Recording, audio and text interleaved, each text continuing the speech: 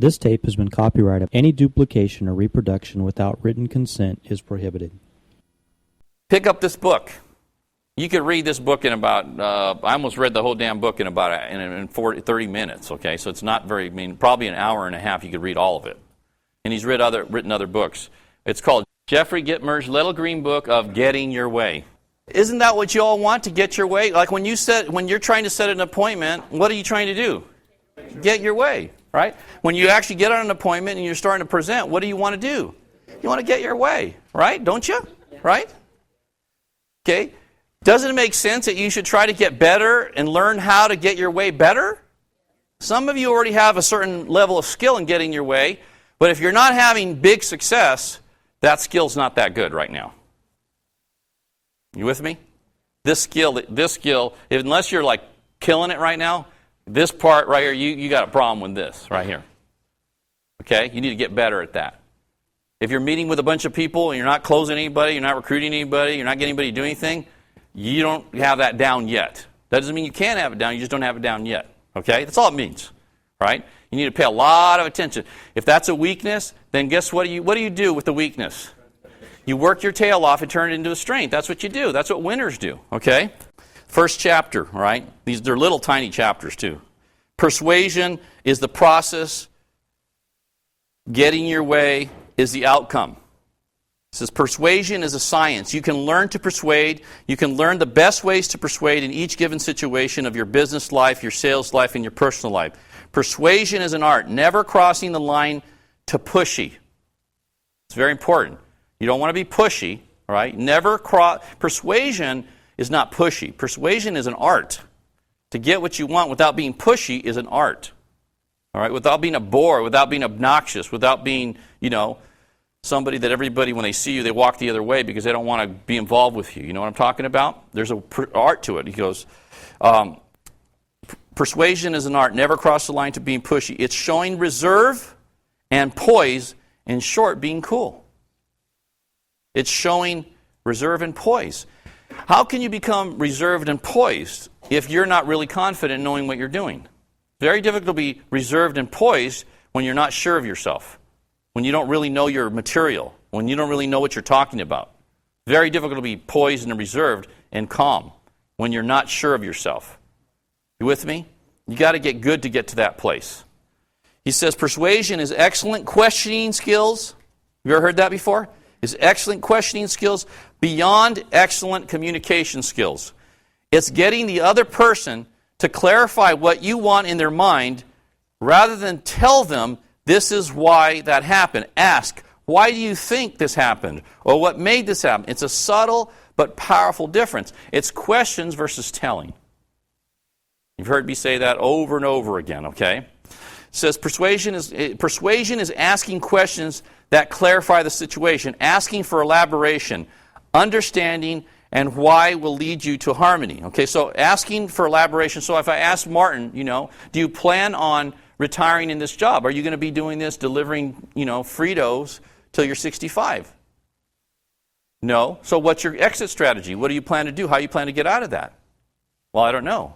Well, if I could show you a way that you could find, have a plan like that would allow you to do that, allow you to maybe double, triple your income, maybe as much as quadruple, and have no limit to the upside, be your own boss, call your own shots. Is that the kind of opportunity that you might be interested in? See, those are good questions. What have I told them so far? Nothing. Not a thing. Not a thing. See, you think, right? A lot of you think that if I give them more information, they'll do it. It's not true. It's not the information. It's not the information. When you see a commercial on TV that works, do they give you a lot of information in 30 seconds? No. Very little information. They show you the end product of what you really want. They don't give you a lot of information. You information people, that ain't the way to go in building something and getting a lot of people on board. Okay? It's not the way. Say, persuasion is excellent listening skills. One of the reasons you should watch those DVDs on that system, because if you pay attention to how I pay attention when they ask a question or when they speak. That part of it is very, very, very important. Because really paying attention says to the other person, I honor you. You're special. What you have to say is important. I'm hearing you. But if all you're doing is waiting till they shut up so you can start talking again, right, you're going to have a problem closing people and getting people to help you. You've got to become a great listener. Really pay attention to what they're saying, because they'll tell you a lot of stuff without even saying it, non-verbally, if you're paying attention. But if all you're doing is, all right, hurry up, shut up so I can talk again, it's going to be difficult for you. Okay? It says, listening is one of the most difficult elements of persuasion because it requires patience. The two-word secret of patience and listening is not shut up, it's take notes. Taking notes shows respect and limits miscommunication. That's like when you do that trust, respect, and you're asking questions and you're writing them down. You're taking notes. You're actually having to hear what they're saying. That's a good exercise, actually, to take those notes when they say, I'd like to do this or do that, and you write it down. It shows you're actually hearing what they're saying. You're listening to them. You with me? There's a reason for that. Okay. Persuasion is getting the other guy to convince himself. If you question, listen, write it down, and question again for clarification, your answers and your point of view will become obvious. Say that again. If you question, listen, write it down, and question again for clarification, your answers and your point of view will become obvious. Persuasion is preparation. Gathering the right information, creating the right questions, uncovering the right hot buttons, and acting on them. Being prepared. The more prepared you are, the easier it's going to be to persuade people. You go in half-cocked, not really knowing what you're doing, not prepared, not knowing your stuff, not knowing your material, not knowing how the SMART program works, or how the mutual funds work, or how the loans work, or how the stuff works, not really knowing it, not knowing how the comp works, because they ask you a question about the comp, you don't understand it, you're not clear on that, you're unprepared. How are you going to close a large percentage of people when you're unprepared? It's not going to happen. People are going to feel you don't know what you're doing, that you're winging it. It says persuasion is preparation. Persuasion is victory. Persuasion is the science by which you get your way. It's not just getting your way. It's persuading with harmony and getting everyone to agree. It's you getting your way without the other guy feeling like he or she lost. That's an art to be able to do that. To have the client feel like they won when they did business with you. To have the recruit feel like they're winning because they're joining your business. To have them feel like it's in their best interest. And the way you do that is through the questions, not by telling. Okay? So Martin, if I could train you and teach you how to do this business and get you to the point by me helping you develop your skills and learning exactly what to do so that you can clearly see that you could make $100,000 or $200,000 a year or more, at that point, when you get to that place, would you have a problem quitting your current job and going full-time?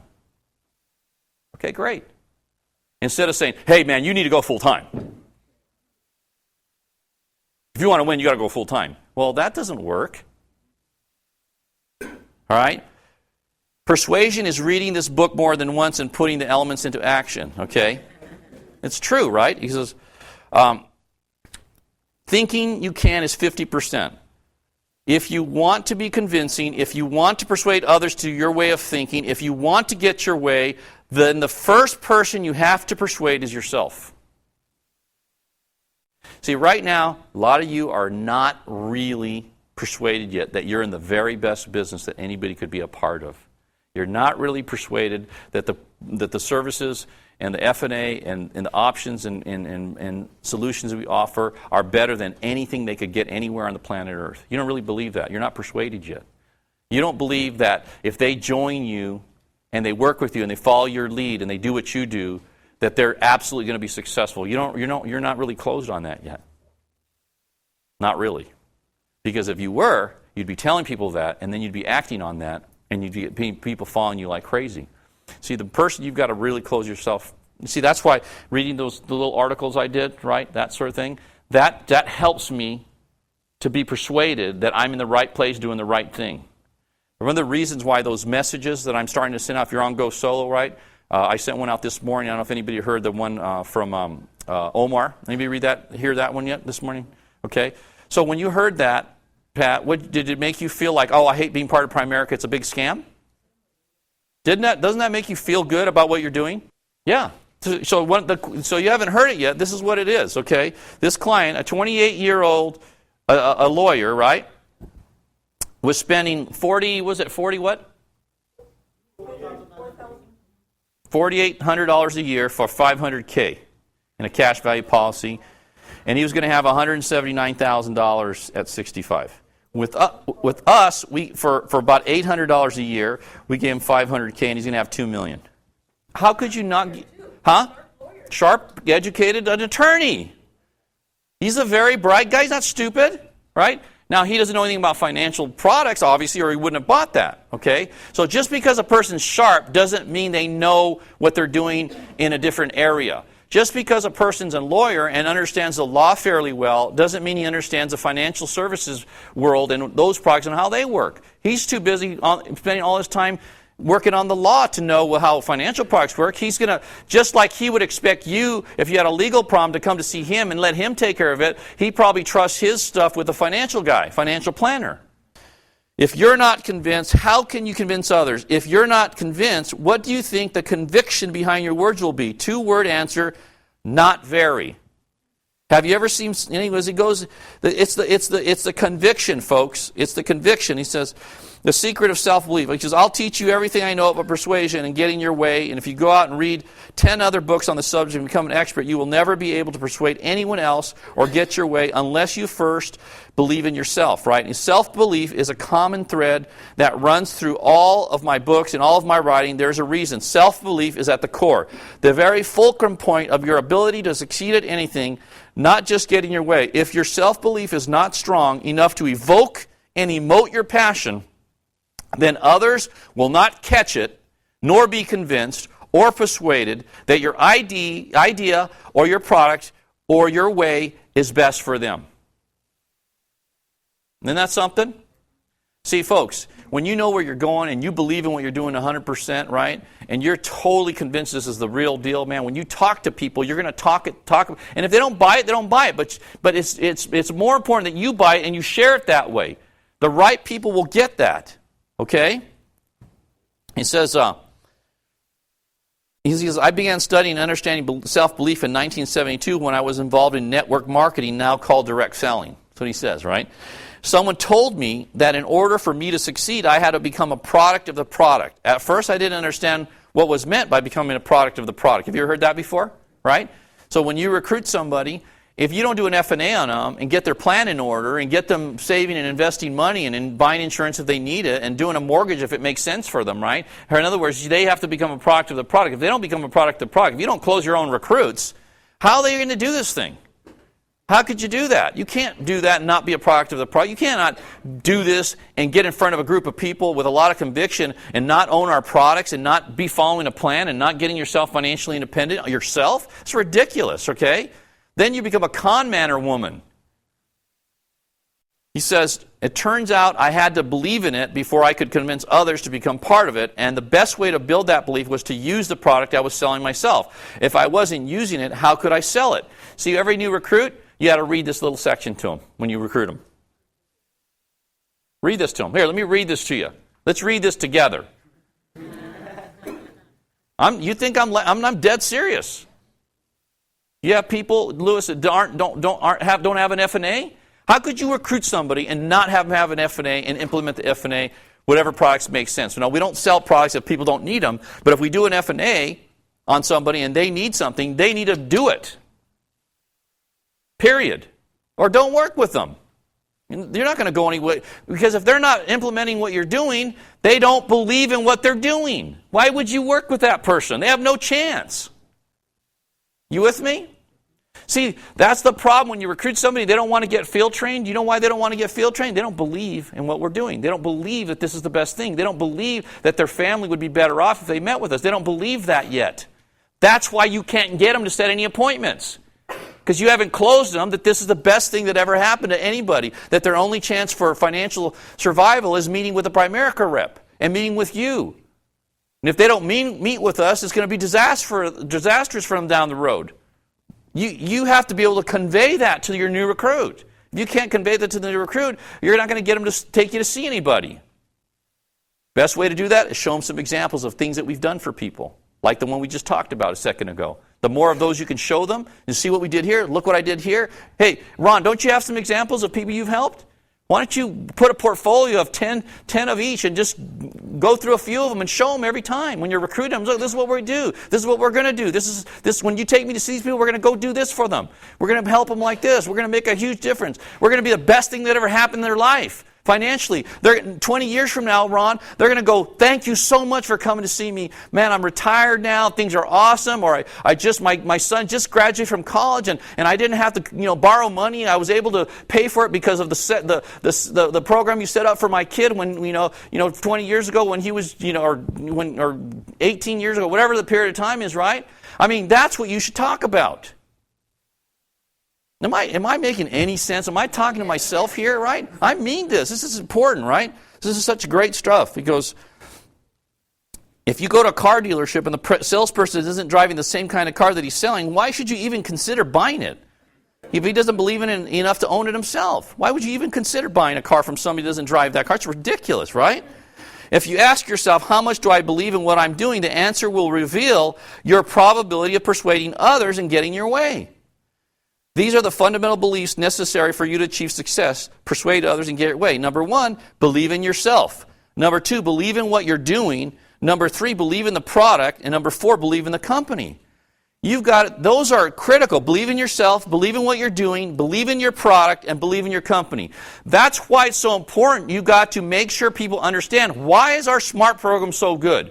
What differentiates it from other programs out there? Why is it better than XYZ mortgage company's product? Why is our life insurance better than what they could buy out there? What features and benefits does it have that make it better for our clients?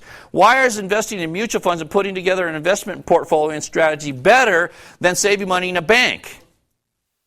Right? Why is getting out of debt better than being in debt? Why is being debt-free important, right? What is that about that? If your new recruits don't understand that stuff, if you're not explaining that to them, and so that they feel like, I got to go tell my dad about this, I got to go tell my brother about this, man, this stuff's amazing, man, they've got to know about this, man. My best friend, right, for the last 10 years, right, 15, 20 years, I need to talk to him about this. This stuff's awesome, right? So that's the way you want your new recruits feeling about what you're doing. And that's the way you've got to feel. You've got to resell yourself every day on what you're doing is the very best thing for anybody. Okay? It's critical that you feel that way. He says, and there's one more secret. You have to believe that by persuading the other person, you're helping them, and that after you've persuaded them, they will benefit. One of the reasons I never had a problem recruiting people and setting appointments and getting people to meet with me and getting people to do stuff is because I believe beyond a shadow of a doubt, and I still today, that people are infinitely better off meeting with me, doing business with me, than not. I believe that. I've always believed that. I believe why I never had a problem recruiting anybody. You know why? This is the real key why I never had a problem recruiting people. Is I knew, beyond a shadow of a doubt, if they got in business with me, Hector Lamarque, that no one in their life would work harder, be more committed to them, work harder at teaching them and coaching them, preparing them, and helping them be successful on the planet Earth than me. Nobody. Their best shot in their life would be to get connected with Hector Lamarque. If they really wanted to win their life, the best opportunity they're going to ever have in their life is being connected to me in some way. That's what I believed. I still believe that. I know that if people listen to me and do what I tell them to do, follow my example, do the things I did, I know they'll be successful. Now, I also know that most people won't do that. Okay? I already know most of you won't do it. I already know most of you won't buy this book and won't read it and won't get this stuff. I already know that. It's done deal. I've done. Some of you will, but most of you won't. Okay? I already know. I spent all that time and money putting together that Lamarque system. I already know most of you, maybe you went through it once and then that's enough for you. You're done. You already got it all down. Okay? I know that you won't put the time in. I already know that. But some will. I just don't know who they are. Okay? But one thing I do know is if you did get that stuff down, if you did do this stuff, that you'd be more successful and you'd be really successful. I know that for sure. So Just because people don't do it doesn't mean change my opinion of what I'm doing and why they should be involved with me. You with me? That's not up to me that you do it. It's up to me that I offer it and present it and make it available. Okay? That's all I can do, right? I mean, that's all you could do. I mean, Jesus presented to thousands of people, and there's a lot of people he didn't convert, he didn't convince, right? Even today, right? How many people get involved and then get out evolved, right? Or leave the church, right? So what? Does that mean that doesn't work? That lifestyle doesn't work? No, it just means that for them, they're not willing to do what it takes. So that doesn't mean you stop talking about God, right? It's ridiculous, right? Okay, the same thing with this. So as long as you know what you're doing, so you've got to be that person though, man. You've got to be that person. It says, the secret of attitude. Getting your way is not simply a matter of being compelling, it's a matter of being positively compelling. He says, the squeaky wheel gets his way. Have you ever heard the squeaky wheel gets the grease? Right? That's why follow-up is such an important thing, where it was great seeing Rick and all those people yesterday, because, it took me 18 months to recruit Rick Susie. 18 months. I didn't recruit Rick. I didn't meet with him one time and he said, oh yeah, I'm ready to go, let's go, because I was a friend of him. It took me 18 months of talking to him, of going by and popping in and seeing him once in a while, of keeping in touch with him. 18 months until I got him to get involved in primary. 18 months. Not 18 days, 18 months. And those 18 months were going, I didn't just focus on Rick, and if I couldn't get Rick going, my whole life was over. During that time, I was recruiting a bunch of other people and getting other people going, right? And then one of the reasons I was recruiting all kinds of other people to keep growing my business, so that one of the things that got him interested is he kept on hearing, hey, did you hear Hector made $8,000 last month? Did you hear Hector made $10,000 last month? Did you hear Hector, he just bought a Mercedes? Did you hear, right? He started hearing that I was starting to do well, right? I made sure I was winning without him. You with me? One of the reasons I was able to recruit him ultimately because I was winning without him. And I would have won without him. Now I'm glad he joined because I've won a lot bigger with him. Okay? But I still would have won. I still would have made millions at this thing. There ain't no doubt in my mind about that. In fact, I probably would have been just as big because I would have not stopped until I found another Rick Susie. Okay? So that didn't matter, right? I wasn't like counting if I just recruit this one guy, my life, will be saved, right? I went and got it done without him, which helped me get him, by the way. Make sense? Okay? So that's what you've got to do. Is those people quit on you? You guys have people quit on you? Half your team, all your team's gone? Screw them. Screw them. Go find some other people. I've had so many people quit, it's been ridiculous in my career. I'm on my 48th base shop right now. You think I'm kidding? I am totally. I've built and rebuilt my base shop probably 50 times in 24 years. Every 6 months. I have. So what? Most everybody quit. But I'm a multi-millionaire. I'm financially independent today. I got a great business and a great life. So what? They all quit. God bless them. Whatever. I didn't care about that. Right? Doesn't matter. Doesn't matter. Okay, the squeaky wheel gets its way. You heard the expression, the squeaky wheel gets the oil. The wheel is telling you, hey, I need oil, but you're annoyed at the sound of the squeak, so you give it oil to make the noise go away. Right? Clearly, this is not the only method of getting your way, but it's an easy example for you to be able to understand the process. If you want to get your way, you have to learn how to squeak. I'll define it later on as how to speak, but you get the idea. Getting your way in life has to do with thinking you'll get your way. Did you hear that? Getting your way in life has to do with you thinking you'll get your way, believing you'll get your way, making a game plan for getting your way, perfecting your writing and presentation skills for getting your way, executing your game plan for getting your way, modifying your game plan on the fly to get your way, and persisting in all these elements until you succeed at getting your way. Isn't that great? It's awesome stuff, right? Note, you will not get your way all the time, but by polishing your skills, deepening your belief, and developing a passion for what you want, you will get your way more often. You ever hear that before? Okay. Understand how to persuade and get your way. Your growing up experiences have a lot to do with your ability to persuade others and get your way. So does your personality.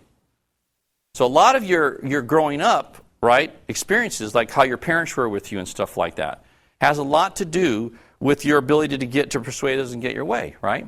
Like, for example, if you ask for stuff from your parents and they call you, no, I said, no, you can't have that, we can't afford that, that's too expensive. What part of no don't you understand?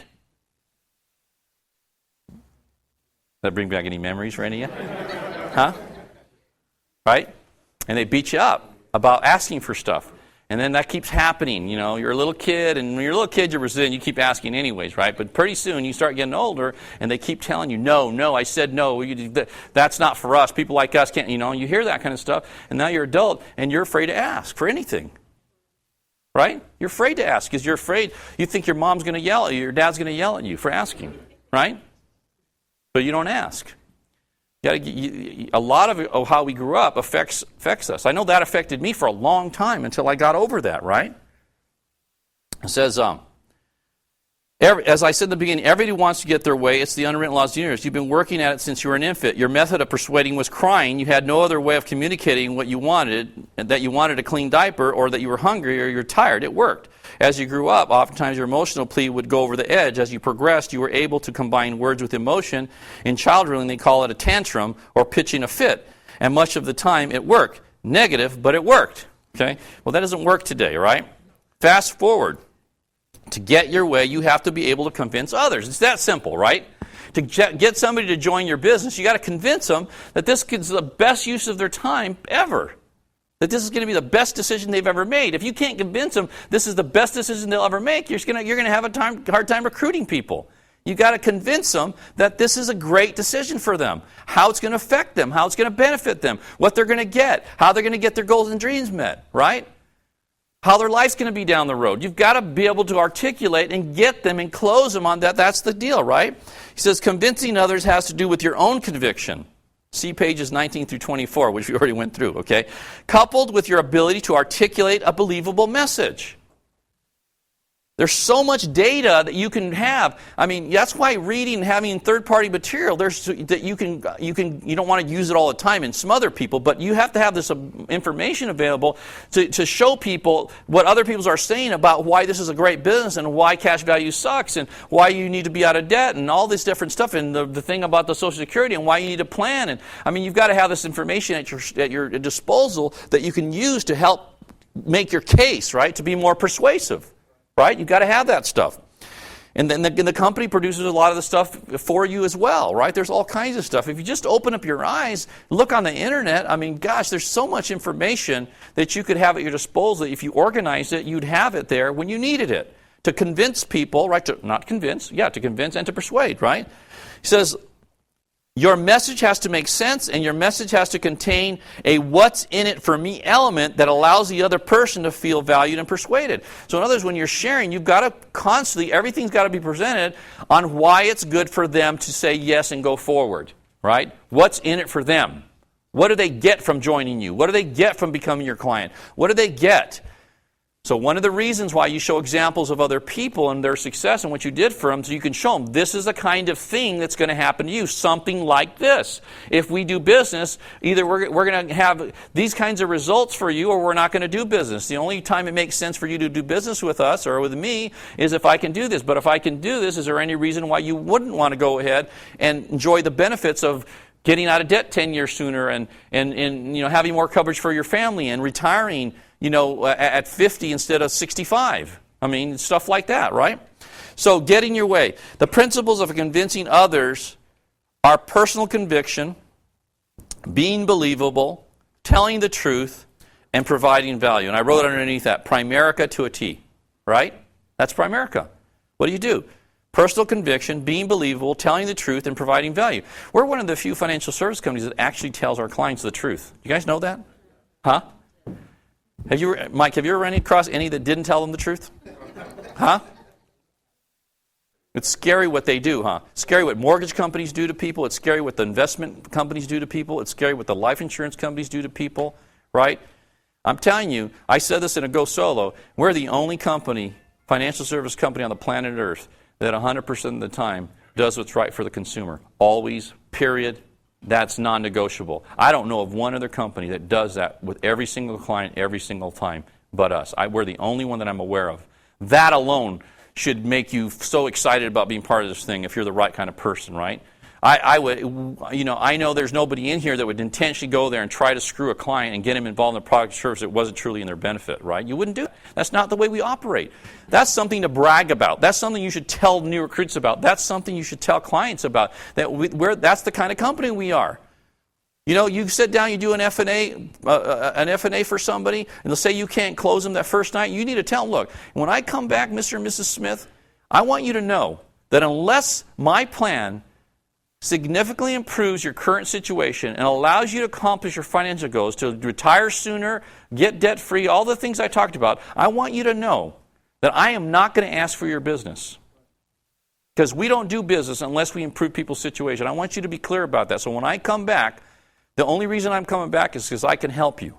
And all I need from you, in order for me to go do all the work that I need to spend the next 4 or 5, 6 hours of work putting together your plan, all I need from you is a commitment that if I come back with a plan that allows you to retire sooner, get debt-free, do all the things you want to do, educate your kids, all the things you mentioned to me that were important to you, if I can put together a plan that allows you to accomplish those goals, can I get your commitment that you'll go ahead and implement those recommendations and become my client? And shut up. See, that's what I would do. I wouldn't leave their house unless I got that commitment, right? And if I couldn't get that commitment, I wouldn't come back. What for? They don't believe you, they don't trust you. Okay? You need to do that. Okay? Get your way, he says, to get your way, you have to be able to influence others. You've heard and read the phrase, he's a very influential person. You can look at 1 million dictionary definitions, but the reality is that the influential person is able to make you think about what you're doing and possibly make changes or improvements to it. Is that great? Listen, let me read that again. You've heard, you can look at 1 million dictionary definitions, but the reality is that an influential person is able to make you think about what you're doing and possibly make changes or improvements to it. Isn't that what you do when you do an F&A and you sit down with somebody? It's exactly what you do. So if you're doing F&As and you're not closing people, guess what? You're not very influential. They don't believe you. They don't trust you. Maybe they don't like you. I don't know. Okay? Those are things you can work on and change, though.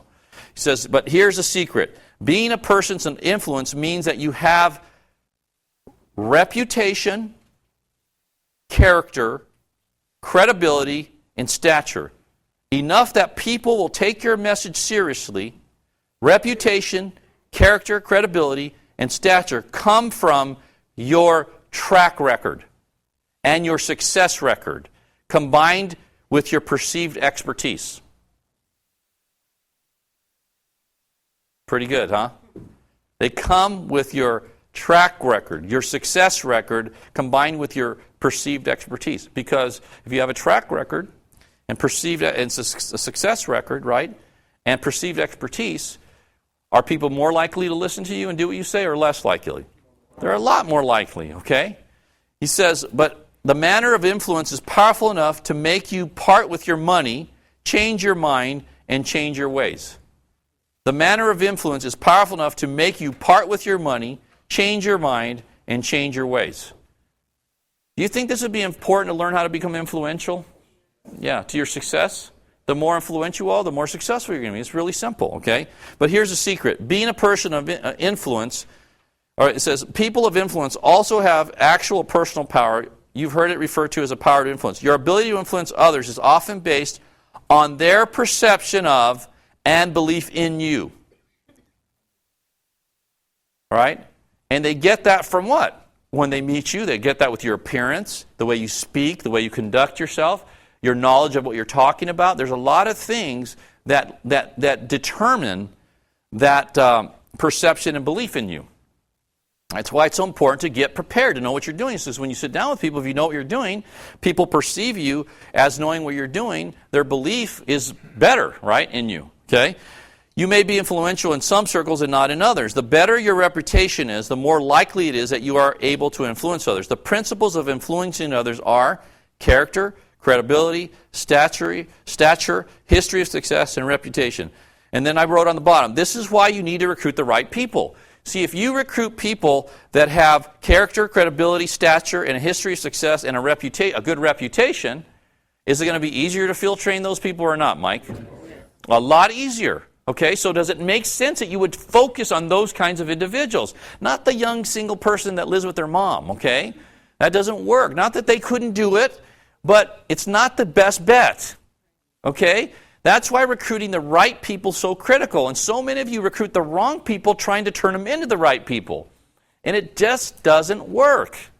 All right? And you just spin your wheels, you work like crazy, and then you start thinking there's something wrong with you.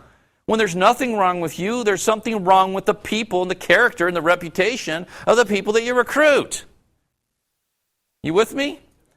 So you get frustrated and you get down and you just start thinking bad of yourself, and you shouldn't do that.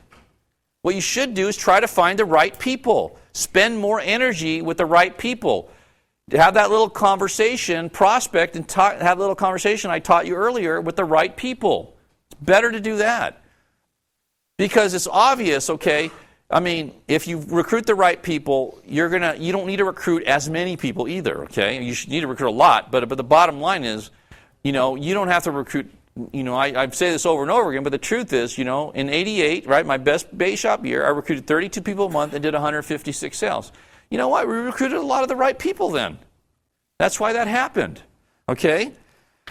To get your way, you have to possess persuasive presentation skills. An integral part of your ability to influence and convince others is your ability to communicate your message. There are thousands, and he goes on, he says, the principles of a persuasive presentation skills are passion, convincibility, excellence of message delivery, the ability to create examples that are easily understood, and be able to transfer your message in a way that others agree with you and are willing to take action based on that agreement. It's a tremendous explanation of what a really good presentation is. Okay? To get your way, you have to be a persuasive storyteller, right? Everybody likes a good story, right? He says, stories contain drama, or should I say other people's drama. That's why using those examples of like this client we just used earlier where we're spending $4,800 a month for $500,000, they're 28 years old, and we gave them the same $500,000 for $800 a year and saved them $4,000 a year, and they're going to have $2 million at retirement instead of $179,000. Is that a dramatic story?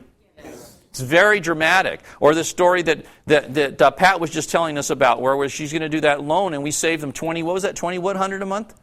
How much was it? $2,200 a month. Now, if you take that a little even further, we're saving $2,200 a month, and we show them by adding $500 to their mortgage, you're going to get out of debt in X number of years, and then investing that difference, in 20 years they're going to have, $1 million or whatever the number is, right? And you make the story even more dramatic by showing them what the future value of that savings is, plus how fast we're going to get them out of debt, and how free they're going to become, and how happy they were, and how, you know what I mean? That's drama. That's a story you're telling. You should be telling people those stories of what you did for people. So he's 45. Now, this guy was going to probably retire at 65. Now you got him retire at 45 instead of 65, 20 years sooner, debt-free. I mean, what a story that is. That's an amazing story. And all of you have your own stories, right? Chris, you have any stories like that? You got every week you have a story like that. Why don't you tell people? So he says, stories contain drama. Or should I say other people's drama, seems to be at the root of what drives the American population to spend their time. Personally, I would rather write a story or tell a story than listen to or watch someone else's drama. The exception is listening to someone I respect or admire because I might learn something from their story. What's your story, right? What's your story? You got to tell your story, tell client stories, right? Like if you're trying to recruit people, my story, you know my story. Dak was getting his 5th birthday party, and my boss wouldn't give me 3 years off, so I could go to my son's 5th birthday party. I got really pissed about that. I said, screw this. I'm not going to work for a company anymore. If I can't even get 3 hours to attend my son's 5th birthday party, I'm going to find me a business where I can be my own boss, make my own schedule, and do my own thing, and not have to ask somebody for a day off or 3 hours off to attend one of my kids' birthday parties or maybe a recital or a soccer game or something like that. I'm not going to let somebody have the right to tell me I can't do that. I'm going to be my own boss. I'm going to become free. And I told that story thousands of times, right? How do you feel? Do you feel the same way? Would that make you upset? Or is there ever a time in your job where your kids had something going on or your family thing was going on and you couldn't do it because your boss wouldn't let you have the time off? Man, aren't you tired of that? Don't you want to get out of that? Wouldn't you like to be free? Wouldn't you like to have to be able to call your own shots and make your own schedule and do your own thing? I mean, wouldn't that be great to be able to do that? If you were able to do that, would that something you'd want to do? You see what I'm talking about? That's better than talking about you could get a new Mercedes-Benz and a big house. You with me? That's what people get. They get emotional about that kind of stuff. All right? You got to think about, what are you selling to people? What are you talking about? It says, think about how you tell a story. Sometimes you will hear someone say, I'm not very good at telling stories, or I'm not very good at telling jokes. Why would you write yourself a death sentence before you even begin? Why wouldn't you say something like, I'm trying to get better at telling stories, listen to this one, right? It's like you saying, I'm a crappy recruiter, I can't recruit anybody. Well, why did you stop saying that? Say, I'm getting better at recruiting, or I can't get anybody to stay in the business. Say, I'm working really hard at getting people to stay in the. I don't know. I mean, stop voicing what's wrong with you. Okay, stop it. There's nothing wrong with you. There's nothing wrong with you that with a little energy and time invested, you couldn't make into something really great about you. Right? Okay. He says. That one little change in your personal mental structure will automatically make you a better storyteller. He says, the principles of persuasive storytelling are having a meaningful message. Do we have a meaningful message here? Yes. Okay. Making the story germane to what's being discussed, which is germane means relevant, right?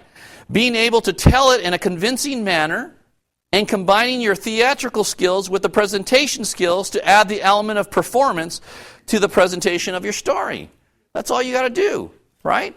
It's not that simple. Get passionate about it. I used to tell people, can you believe what these companies do to people? Mr. and Mrs. Jones, can you see that? Can you see why I'm so passionate about doing what I'm doing? Can you see why this makes me so angry? Why I want to scream from the mountaintop and let everybody know about this? This is happening every day by the millions of people all around our country, all over Southern California. People have the wrong kind of insurance. They have the wrong kind of mortgages. They're not saving enough money. They're investing in the wrong places. There's financial services firms taking advantage of people, man. People have way too much debt. They can't take care of their families like they'd like to because they have so much debt, and they need help. And they need help, and we offer that help. That's why I'm so pumped up about being involved in Primerica. That's why I quit my job to do this, man, because I saw this was something I could spend my whole life doing, helping people, making a difference, doing something great for other people, right? And having my life have some meaning. Can you see that, Mr. and Mrs. Jones? This is what I'm excited about. This is why I need you to join me, because I'm not enough. I need way more. I need 10, 15, 20,000 people to even make a dent in what this industry's doing to people. And how they're hurting people. What's that? And I mean it. Absolutely I mean it. See, you got to believe that. Maybe some of you don't believe that. Maybe this is about making money to you and you don't really care about the client. I don't know. That's not how I felt. Right? That's not how I felt. You know what? I hated about the jewelry business when I was in that business. I used to hate that business. I hated it. You know, I hated it because we used to screw people all the time. I had to do that in my job. People would come in, right? This is the kind of stuff they taught us to do, right? Steve Robbins, that guy that does those commercials, right? This is what Steve used to do, right? He would do this, I swear. He used to teach us to do this. Somebody would come in, they want to buy a diamond, right? And so what he would do, and we had the diamonds in packets, and the diamonds had a number on it, right? Like a code number for each diamond. And then it had the weight and the cut and all that stuff, right? And then it had the price. So let's say the diamond was $1,000. So then what he would do is he would go, and already at $1,000, the diamond cost $250. It's a 4-time markup. Okay? So it cost them $250, it's out for $1,000. It's a 4-time markup on those diamonds. Okay? All right? So then he would go in, and personally, he would change the $1,000 to $1,500, and then he would act like he was giving the person a break. Maybe say, look, I never do this, but this is what we're going to do for you today. So if you take it today, we'll give you this diamond for $1,200. And so the person thinks they're getting a deal, and they're paying $200 above 4 times. And that's the kind of crap they did. And it made me sick. And when my friends would come and say, I want to buy a diamond, I'd say, go downtown. Go talk to Joe. Joe will help you. I would never sell anything to my family. Ever. Not in that store. No way I would ever sell my family. And every time Jan had a birthday, I'd go downtown and buy her something down there. I'd never buy it, retail, right? Even the discount they gave me was still twice as much I would pay downtown. Okay? And I hated that. And then I got in Primerica, and we don't do any of that stuff. The price is the price. If I buy a life insurance policy, I pay the same price you pay, Brian. If we're the same age, same class, we pay the same amount. There are no discounts, but I don't get a discount. Now, if I buy an investment and I'm licensed, I get a discount on the fee a little bit, okay? But you know what? I'll get you licensed and you can have the same thing. If I do a mortgage, I pay the same amount of mortgage. Now, I'll get paid, but you know what? If you join me, you can make money on your mortgage too. You see what I'm saying? It's no like back off. The price is the price. This is what it is. It's the same for everybody. It's a great price. It's a great value. It's great products. Great stuff what we do. And if you join my business, you know what I'm making right now? I'm making whatever my contract is, I can show you how to make the same amount of money. I don't have to keep you down so I can keep my income. You know what I mean? I don't have to keep somebody down. Rick Susie has exactly the same contract I have. Chris Howard has the same contract I have. Anybody who's an SNSD in my organization, right, and I have a bunch of them, they all have exactly the same contract and the same ability to make exactly the same money I make. It's up to them. There's no limits. That doesn't happen in corporate America. You with me? That's a fantastic part of Primerica. Mike, if you want to make my money, nothing to stop you but yourself. Nothing. Okay? So, and this great stuff is that getting your way depends on your ability to transfer a concept or a message. So it's your ability to transfer this concept of what way we do things in a message. You've got to be able to do that to people. A transferable concept is as powerful an element of getting your way as exists. It may be the most powerful element, but I'll let you decide. To me, this is what? Every one of the principles that I have described in this section can only be successful in persuading others if the message, the ideas, and the presentation, the story, or the writings are transferable. In other words, you can get other people to do it. You with me? So the question you got to ask, are your methods, your way of doing business, your way of presenting everything, is it transferable? Is it simple? Is it clear? Or is it complicated? Right? It's got to be simple and clear and transferable. To understand a transferable concept requires that you know the process by which one occurs. You speak to a person, or you speak to an audience, or you write an article, and the person listening or reading to themselves says, I get it. I think I can do it. I'm willing to try it. Let me repeat that. When the recruit, this is what I used to hear all the time. When I took people out, I had a same simple, boring presentation I did all the time. Right, Ron? The same simple, boring presentation. It wasn't complicated. I didn't do a presentation to make me look smart. Okay? I did a very basic, simple presentation. Mostly asking lots of questions. Okay? And this is what I used to say. I used to get people say, hey, Hector, I get it. I think I can do that. Is that all you have to do? That's it? Yeah, I could do that. Right? That's what you want your new recruit saying. That's it? That's all you got to do? That little simple presentation, that little trust, respect, and then a little presentation, and then fill in the blanks? That's it? That's it. Nothing else. That's all. You got to learn how you learn that, you got it. It's over. Then you got to do it a bunch. Nothing to it. Simple. Simple. See, but smart people want everything to be complicated. The more complicated, they make themselves feel better about themselves, so they make it complicated. Stupid. Some people are so smart, they're stupid. You want it to be real simple. Simple. The simpler it is, the better. The more basic it is, the better. I was talking to John Lavin. I played golf. I was in Philadelphia. I was playing with John Lavin. And he was telling me about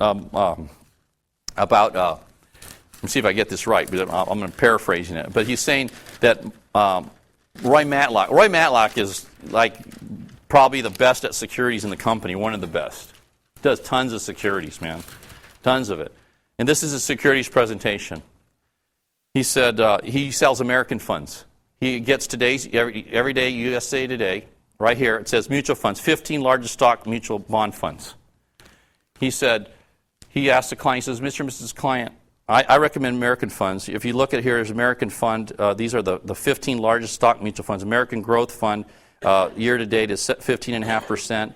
American Funds Capital A is 12.7. American Funds Capital A is 18.3. And American Funds A Inco is 8.5%. And you can see that of the top 15, there's like 5 of the top 15.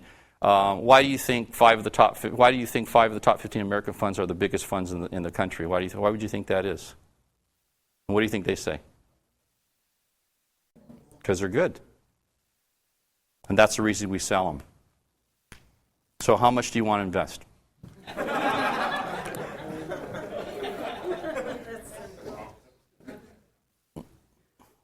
You're going, no, it can't be that simple.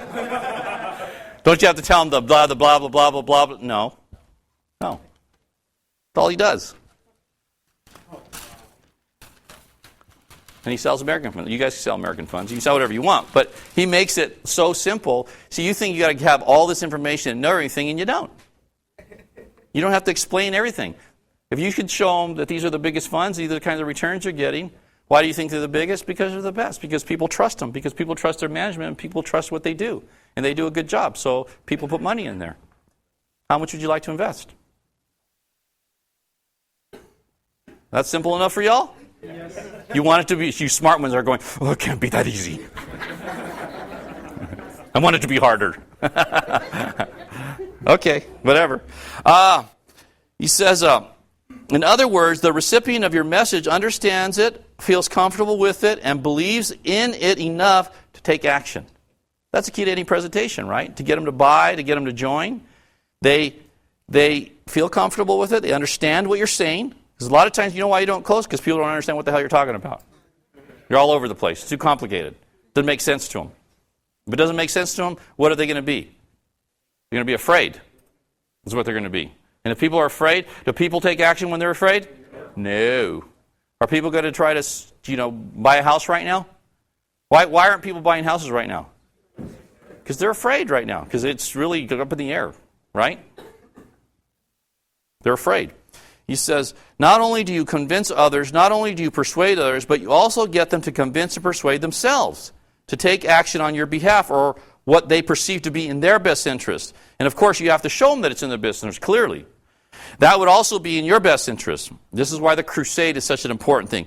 So even though transferable concepts may be new to you, there's nothing foreign or complex about them. The ability to transfer a message is a skill that you can easily acquire, put into practice immediately after you learn it, and eventually master. The principles of transferable concepts are your ability to convey a message or messages that other people like, believe, and are confident they can do in a beneficial way. It says, take action. So you got to get this book. I mean, isn't this good stuff? I mean, this is a book you should read and reread and read again and study it, okay? And really study it. This is a book and it's very easy to read. You notice, it's very easy. And in the back, he has 28 and a half elements of the greatest sales presentation in the world. You want to know how to make a great sales presentation? This is really good right here. Just this part alone. If all you bought was it for this part and then follow the advice on this 28 and a half things, right, for a great presentation. Because don't you think the better your presentation is, the more people you recruit, the more sales you'll make? And don't you think the better your people's presentations are, the more sales they'll make, the more people they'll recruit, the better they'll do, the more money they'll make? It's obvious, okay? So, because the better presentations are more persuasive, okay? They're more persuasive. So he says, no two sales presidents are alike, even if you're selling the same product and work for the same company. That's true in Primerica? Yes. Everybody's different. We have the same prize, but everybody does it different based on what we think works, okay? Or we feel comfortable with. Everyone has a different style of selling, but the elements of content and process in a presentation must be the same. You must master the elements and then adapt them to your style. It's what you say, the elements, combined with how you say it, which is your style. Okay? The elements is what you say, what information you convey, and then the style is how you say it. Okay? So again, going back to the system, all right? One of the reasons I had so much success, if you really watch the DVDs and pay attention to how I say things, the style. All right? That's one of the parts that I would recommend, especially if you're getting started. You want to model and mimic, okay, to get that style down. Because that style absolutely, positively works. All right? I'm living proof of it. I built a very successful business with that style. Okay? You would be very smart to try to copy that to some extent, right? You're never going to be me, but pay attention to all the nuance. Like Harris was saying, right? I mean, you see the nuance, right? You're getting the nuance down. Has that helped you? Okay. So look, number one, get to the purpose of your visit right away. All right? This is good. When you get on an appointment, my objective today is state it succinctly as possible. The prospect wants to know your motive for being in their house, right? The sooner you state it, the clearer and the more relaxed the atmosphere will be. After the purpose is stated, you could digress to personal issues and rapport building. But when you're there, they know you're there for a purpose. They know you want their money. They know you want them to do business with you. They know that, so there's no reason jumping around, right? Though you meet them, right? If you meet them, if I meet you and I say, hey, hi, Mike. Hi, Susie. Nice to meet you. Let me tell you why I'm here tonight, okay? The reason I'm here is because, John here told me that you guys were the kind of people that would love to get out of debt, that would love to be financially free, that would love to retire a lot sooner than you're on pace for, and that would love to have a plan to make sure that you could send your kids to college and have a much, much freer life financially. Is that true? Okay, so that's the whole purpose of my visit, to help you accomplish that. Everything I'm going to be presenting from this point forward is going to be about that, helping you get exactly what you want from a financial standpoint. If I can't deliver that, we're not going to do business, okay? If I can, then obviously it would make sense for you to consider doing business with us, right? All right, and it's my job now to show you how that's going to happen. All right? Do you mind if we got started? Boom. Get going. Get busy. Show them what you're doing. All right? Say it in the terms of how you help. Not a bunch of boring facts about why your product works. Did you hear that? Not a bunch of boring facts about why your product works. Tell prospects things about your product, how your product or service solves problems, examples of other clients, right? All right? And works on the job, or how your product or service works to serve their customers. People don't care what you do unless what you do benefits them. Start with the attitude, I'm here to help, I'm not here to sell. I'm here to help you get debt-free, I'm here to help you get financially free. There's a lot of mistakes the average person makes financially, Mike. There's probably 4, 5, 6 different mistakes that people make that they're not aware of. I'm going to make sure you understand what those are so you don't make those mistakes, and so that you can retire 5 or 10 years sooner, get free, have more time for your family, have more freedom financially, have some breathing room. Is that something you might be interested in? Okay, so let's get busy. Let me show you how I'm going to do that. See, that's a lot better way to talk to somebody about what you're doing. Make sense? They know you're there to sell anyways. Tell them what you're going to do for them. Tell them what's going to happen by the time you leave. Tell them how excited they're going to be and what a difference you're going to make. Let them know that you're a person that's going to make a big difference in their life. Let them know that. Is that the truth? Yes. It is the truth. Okay? Why not tell them? Okay?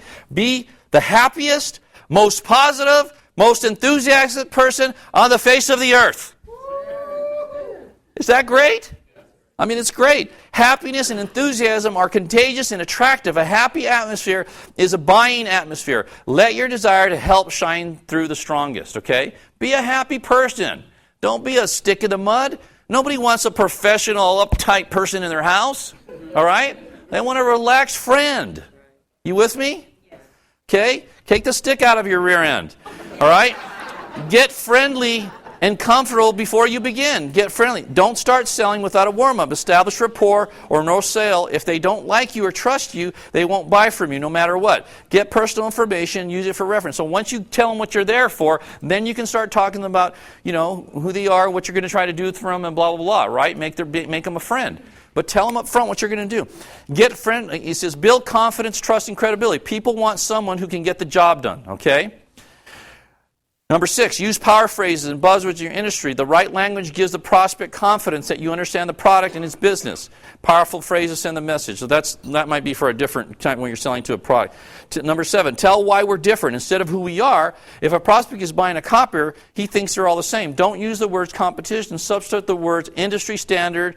Like what I would say to people about how we're different, say, look, the rest of the financial service industry, they usually just sell one product or service. They're not really interested in helping you solve all your problems. What makes us different is we do a much more comprehensive plan where we cover all the bases. We show you how to put together a plan. And the one thing that's really good about us that we do different from the rest of the industry is we never do business with any client unless we substantially improve upon their current situation. We simply don't do business with them. Really, a lot of businesses in the financial will sell you anything to sell you anything if they can talk you into it. If we come back and it's not better for you in every way, we're not doing business. It's as simple as that. I always told clients that. If I can't help you, we're not doing business. I want you to know that so you can feel comfortable. All right? But if it doesn't help you, if I don't give you more protection for lower cost or a lot more protection for the same cost or improve your situation, Jatinder, we're not going to do business. So I don't want you to feel like I'm going to pressure you to buy something you don't want or need, because that's not going to happen unless you can clearly see that this is distinctly better than what you're currently doing. I will not ask you to do business with me. Is that fair for you? Fair enough for you? Okay, but if it is, if I can show you that it is, it would make sense that you would want to go ahead and become a client of mine, wouldn't it?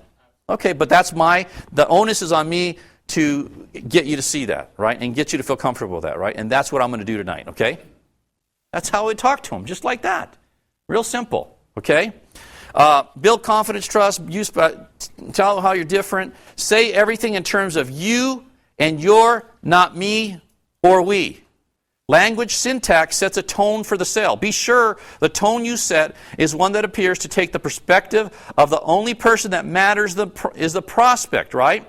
Talking in terms of you automatically sets that tone. You talk about them and their situation, how I'm going to help you, how we're going to put a plan together for you and your family that allows you to accomplish your goals and dreams and allows you to get where you want to go and allows you to have what you want, right? Not what I want, not what we want, but what you want. Okay, what's important to you. Ask intelligent questions, identifying needs, getting important information, creating interest, gaining confidence, qualifying affordability, establishing credibility, and closing the sale all stem from asking questions. Integral power questions must be pre-planned and pre-written for maximum benefit. Any questions? Okay, so the bottom line is a lot of that stuff's built into our presentation, the way we do things. In the trust restrict, all the questions are there. On the input sheet, all the questions are there. They're built in. Okay, so it's kind of a little bit idiot-proof if you just follow the system, right? That was the point of that. Identify personal goals and business goals. You're strengthening your ability to build a real relationship by identifying both. Okay, so that's what the trust respect. You're identifying goals, what they want. That's why it's important. You shouldn't skip over that. So by finding out what people want, that allows you to find out what's really important to them so that you can start, in your mind as you're presenting, you can go back and show them how you're going to help them get those things, right? Through implementing the plan, right? Or through joining your business by becoming a rep, right? And showing them how to make more money, however you go about doing that. Find out any past or good concerning your product or service. So if you find out if they've ever had a problem with another financial rep or somebody, sold them a crappy product or was rude to them or, sometimes it's another Primerica rep that came by and was an idiot, right? And you need to find out about that and apologize for those people, right? If they've had a bad experience with another, when somebody say, I've talked to a financial rep, a Primerica person, I'm not dealing with Primerica, I would say, well, hold on a second, wait a second, I feel really bad. What happened? Tell me what happened, all right? And then they'll tell you what happened and say, God, I'm so sorry. I totally apologize. Let me ask you a question, Mrs. Client. If you had a rep like that worked for you in your company, what would you do with that person? I know, that's what I would do too. I'm sure that's what happened. But see, listen, if I were to act like that person acted, is there any way you would possibly consider doing business with me? No. So I want to give you my word. Look, let me make that up to you. Let me show you what we really do. They obviously were not trained well. They were poor in the way that they proceeded with the business, and I want to show you that that's not true in all of our business. Have you ever been to a restaurant where you had some bad service, but then you went to the same restaurant, maybe it's a McDonald's or an Applebee's, and then you went to another one, you had a great one? Does that mean that all Applebee's are bad because you had one bad waiter in that restaurant? So please don't make that decision. Give me an opportunity to show you how you could have a completely different experience and really end up the winner in this situation. Would you do that for me? I mean, give it a shot, Try to make that happen. Okay.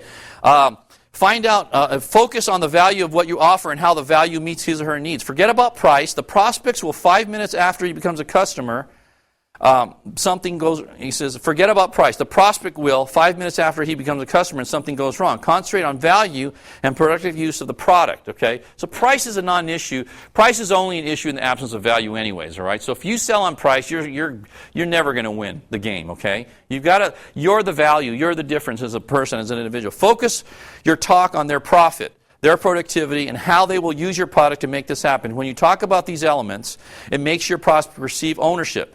Okay, so you could, in other words, focus your talk on their profit. In other words, talk about what's going to happen for them. Look, you're going to be able to retire instead of retiring like at 50, at 65. That person's at 45, right? I mean, that's a big deal right there, right? Or talk to them about how you're going to help them, send their kids to college, right? Without having to borrow money, or whatever. Focus on how it's going to profit. Move quickly through your presentation, but be sure you're understood. Don't assume the prospect knows what you should have said. Your prospect is hearing this for the first time, even though it may be your 1,000th time. Cover every basic aspect of your presentation. Balance that with the fact that our society is getting less patient. So you got to make sure you don't give too information. It's clear. It's to the point. If they have a question, you answer the question. You don't want to rush through it, but you also don't want to cover every little detail and every little thing and bore them half to death and be there 2.5 hours, okay? Because people are busy. They don't have a lot of time. You got to get to the point. All right? What are you there for? What are you going to do? How does it benefit them? Okay? Involve the process. Take notes constantly.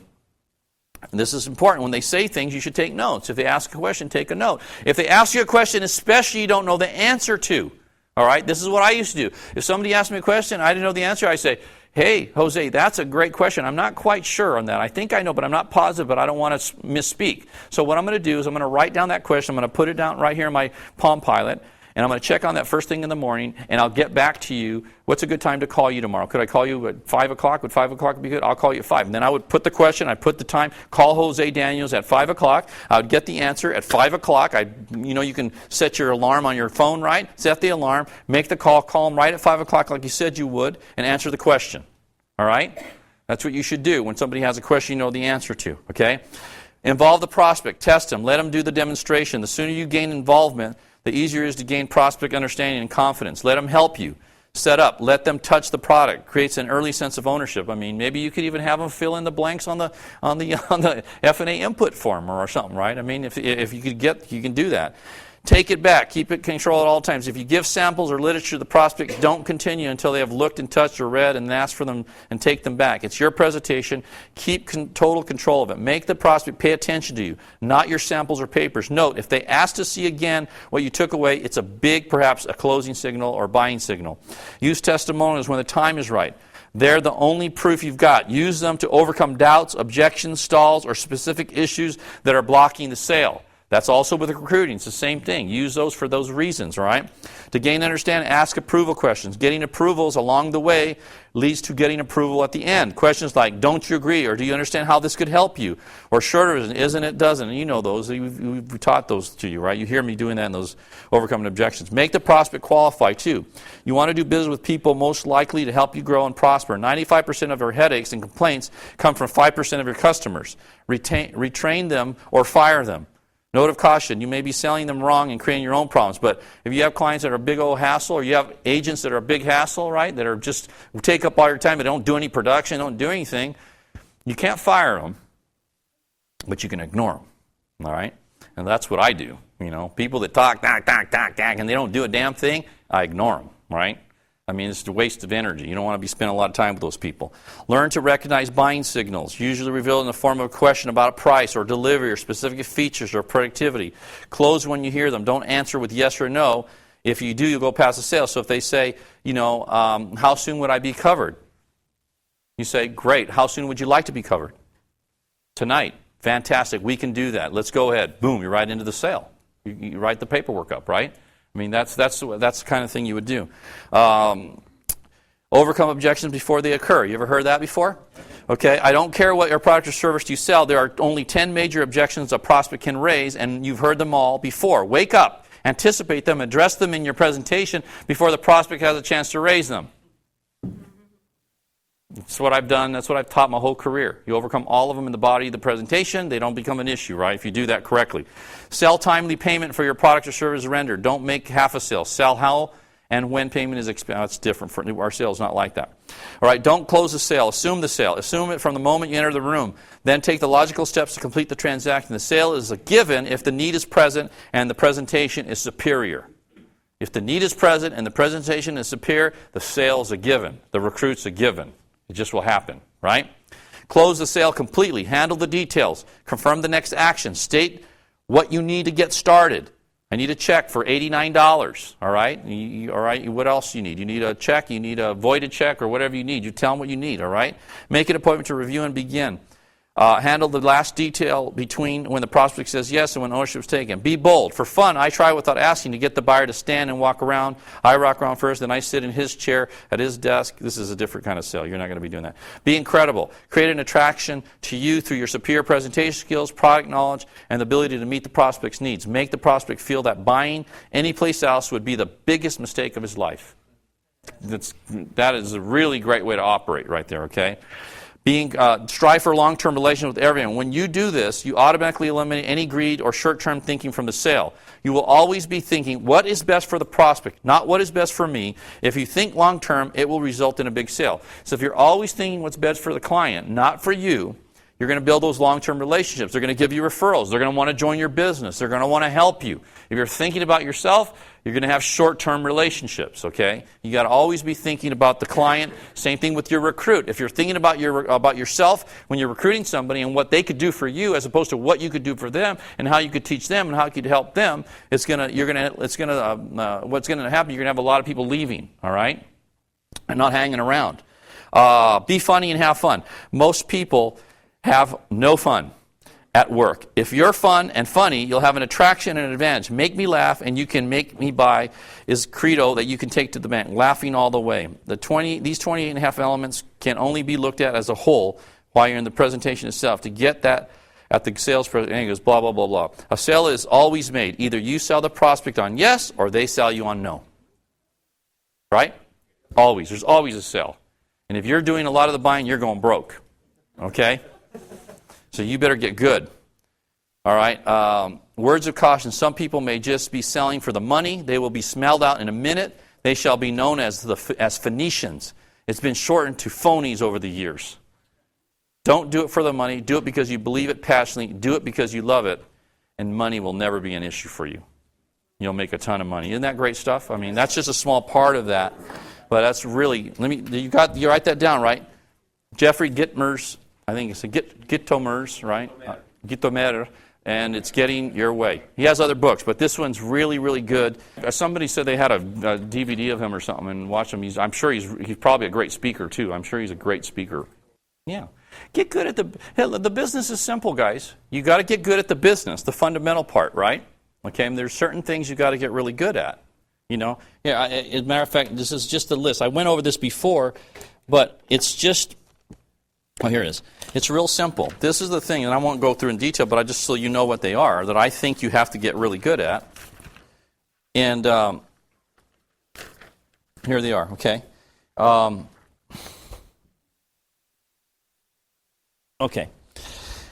I wrote 10 things down, right? I think you have to focus on everyone being fundamentally sound. So everybody's got to get good at the business. The bottom line, anybody that's doing well, you know, I look at Mike.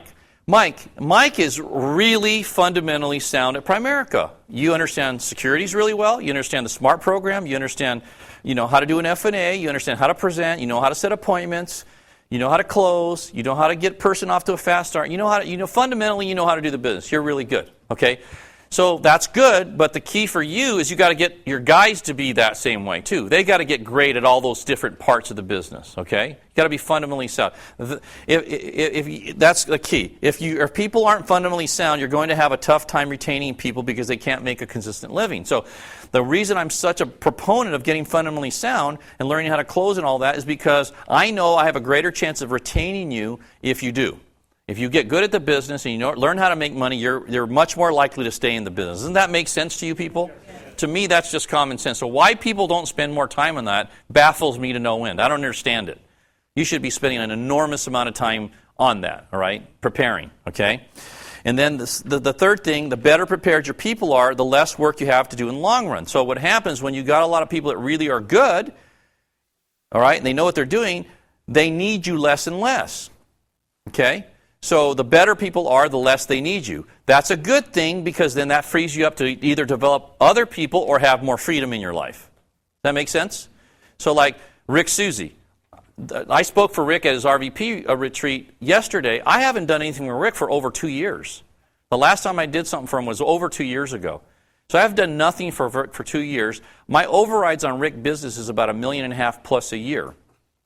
Okay, so over the last 24 months, I've made about $3 million off of Rick's business, and I've done nothing in that business. Okay, why? Because he knows what he's doing and he doesn't need me. You with me? What does that allow me to do? I have more freedom. So, but I did a lot of training up front so that he wouldn't need me later. Does that make sense? Okay, got him. That's the point of that. That's why training is so important. You want more freedom? Spend more time training. All right? Simple as that. Okay? The more you train people, the less they need you. The less they need you, the more freedom you have, the more money they make too. Okay? Here's the fundamentals. One, you got to teach people how to prospect, how to talk to people, how to get appointments, how to get leads. You know, I did a little of that today already, right? Okay? You got to get good at that. Two, you got to get great at setting appointments. Nothing can happen without an appointment. So you got to really get good at setting appointments. How do you get good at setting appointments? By doing it, by practicing, by making mistakes, by keep on getting better, by getting a script down, by getting a methodology down and following it, right? Get good at it. Three, presenting with a commitment orientation, right? Which he talked about. Your presentation has to overcome all the objections within the presentation. You've got to develop a really, really solid presentation. In there he talks about videotaping yourself, watching it twice, all this kind of stuff. Really, I mean, that's a lot of work to do that. But the fact is, we don't know what we look like unless we look at a video of ourselves. You might think you're doing a really good job, but maybe you're not, okay? I mean, you should videotape yourself. If you're really serious about having an awesome presentation, you should videotape yourself, right? Doing it with somebody, right? And then watch it a couple of times and really critique yourself, even if it hurts to watch it. And what you should do is do it and then try to fix the places that you were bad, and then do it again and watch it and keep on doing it until you have a presentation you go, wow, I'd buy for me. You know what I mean? Literally, you should do that. I did that on audio. I would tape myself, and then I would listen to it, and I would go, oh, God, that was horrible. And I would hear myself saying things or doing things, or stuff that was just annoying as hell, right? And then I hated the way I sounded, so I would work to fix that. And I kept doing it, and finally I got to the point where I'm going, I'm good. I'm good at this. You know, I felt like I was good. Right? But that didn't come because I did that one time. I just kept on working on it. All right? That's what you've got to do. Tape yourself, or at least a minimum. I mean, videotape would be better because you could see how your body language is and how you're coming across. Because we don't know how we're coming across, right? You don't know how you come across. It's hard to know what you look like and how you're being perceived because you think you're saying and doing all the right things, but then if you see yourself on video, you go, oh my God, no wonder. You'll see it. You know what I'm saying? And so a lot of you avoid that because you're afraid of what you're going to see, but you need to see it. You need to see what you're coming across like and how people are perceiving you, because how you're being perceived is what's determining your level of success. Okay? Recruiting. Every presentation is a recruiting presentation. You know how people say, oh, this is my recruiting presentation, this is my sales presentation. I had one presentation.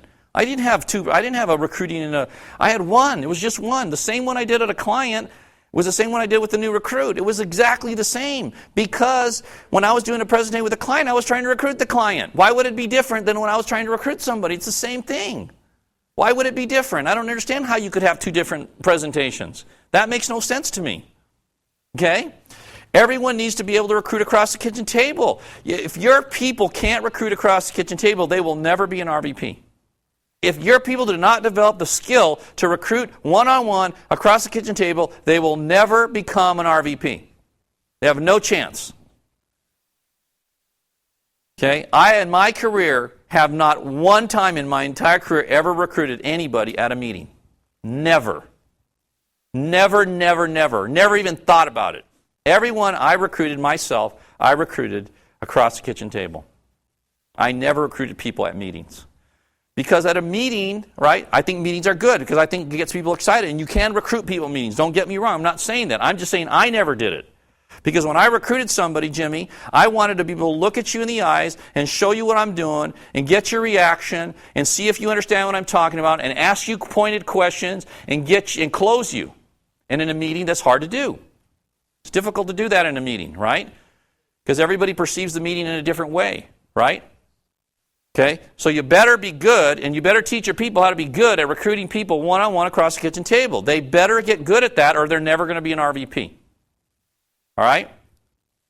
Getting referrals. You got to be great at getting referrals, because if you don't get referrals, you're constantly in a cold market. You got to get referrals. It's much easier to call people that are referrals than it is to call cold people or meet people in the mall and all that stuff, right? Closing. Everyone who has built a great Primerica business is fantastic at overcoming the most common objections. Like he said, there's about 10 common objections that come up all the time, right? The most common ones, you got to get great at those. You got to get great at overcoming those 5 or 6 or 7 or 8 or 10, however many they are. You got to get really, really good at that. If you don't get good at that, you're never going to be able to close consistently, and you're not going to make a lot of money. Your people aren't going to make money. People make money because they learn how to close. Everybody in here who is an RVP is a great closer. You guys are great, but you know what? Your people aren't that great. You got to push them to get great. You got to get them listening to the CDs and watching. You got to get them to do that.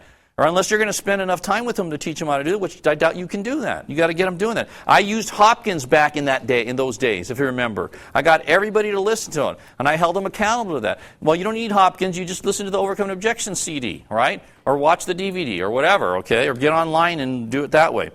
And then 9, getting new recruits excited about being field trained. The way you do that is through showing the crusade, I think, okay?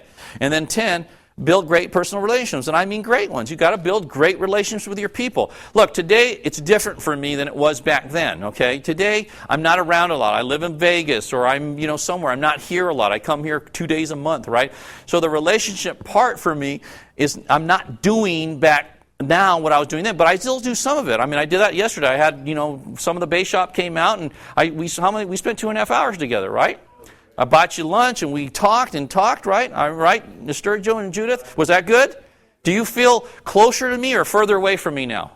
Closer, right? I'm trying to help you, right? So we have a better relationship, don't we?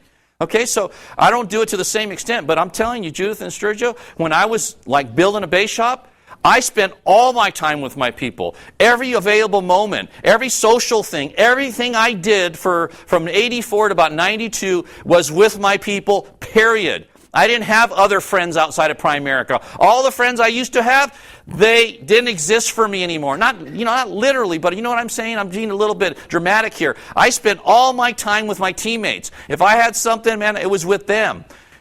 We'd go to Dodger games, or we go to the beach, or we do stuff, or we're always doing stuff. I had a potluck every single month for years at my house. Like the second or third Saturday, I had a potluck for years. I did that.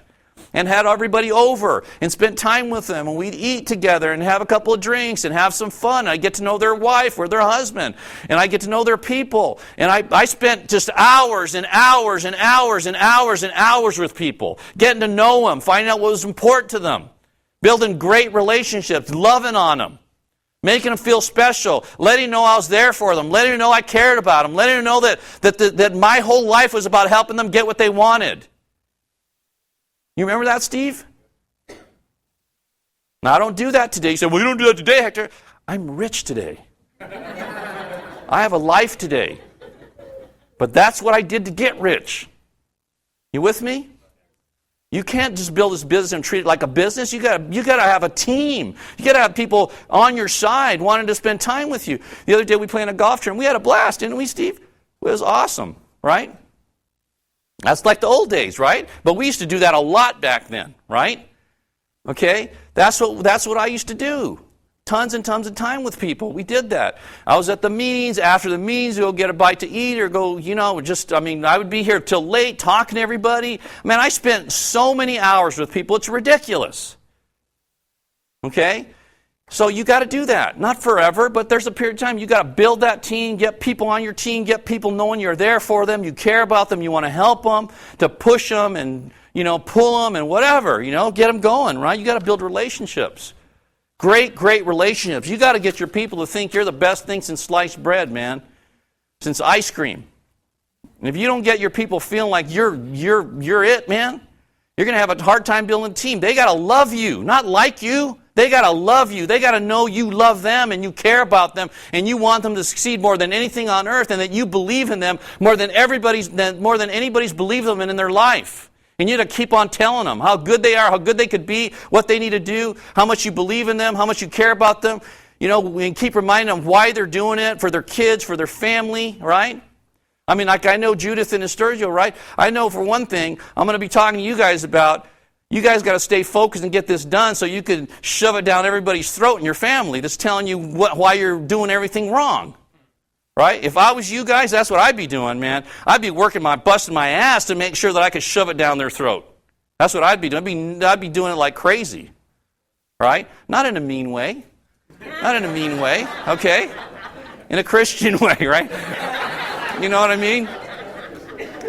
I would do it, and I wouldn't say it, but I would, there's nothing like winning, man.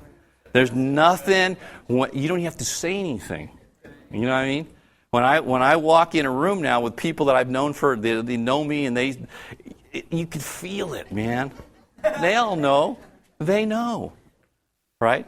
So what have you done lately, Hector? Oh, I was in Europe for a month, and I'm going to Tokyo and Hong Kong and Bangkok, and I just bought a house in Las Vegas, and I just bought an airplane, and I just did this, and I'm da-da-da-da-da, and this is my life, and I belong to 4 country clubs, and blah, blah, blah. Oh. See, I told you when you quit on me you were going to regret it. I told you that. Told you. I used to tell people that too. I used to say, Mike, let me just tell you something, buddy. If you quit on me, you're going to see me somewhere down the road. When you quit on me, you're going to be sick to your stomach because I'm going to win, and I'm going to win big, and you're going to hear about me, and you're going to die when you see me, buddy. I promise you that. So you think about that when you try to quit on me, dude. All right? I used to talk to people like that all the time. All the time. But you know what? I didn't just talk about it, did I?